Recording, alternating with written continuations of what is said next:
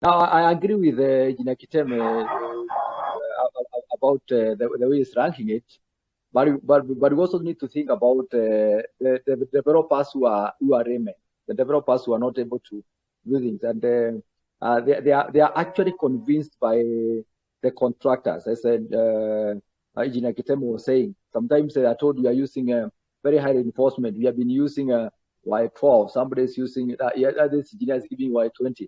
But what I would request the contractors also is that they have to insist that the professionals are important in this project, and the reason why the approvals will not go through without an architect, without an engineer, without the professionals who are there is because they take responsibility on that. And when you put them aside, I would urge the contractor to refuse the work and put it aside. I know the developer wants to save money, and that's why my brother Kitem was saying they need to be asked more.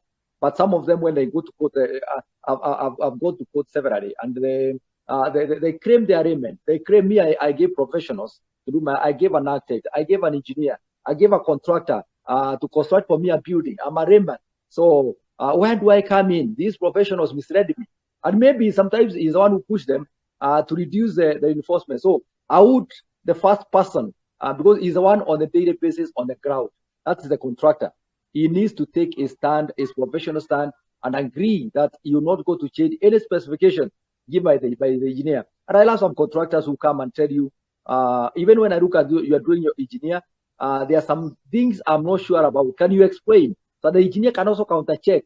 In case he finds there was an omission in his design, he can change on the ground because it's better to be blamed for changing the design rather than the building coming down, to show you that you are doing the cost and then the building come down. So to me, the contractor takes a responsibility in all this because he's the person who can say, no, I'm not going to ruin what the professionals have done. If there is teamwork between the professionals, the contractor, and even the developer who comes in, who wants to save money, then it becomes a bit easier. But if someone has been investing in a court like me, you'll be able to see that the developers are able to escape. They are able to run away because you are asked, why did he engage you? It's because he wanted you, the contractor, you, the professional, to give him a quality work. And that's why, as Engineer Gitamo was saying, if you find he is not engaging you, resign for that project and write official to Engineers Board of Kenya and write to NCA so and the county government so that they are able to stop the works that are going on. And if we are able to be active in that, we'll be able to stop these collapse of structures in the country.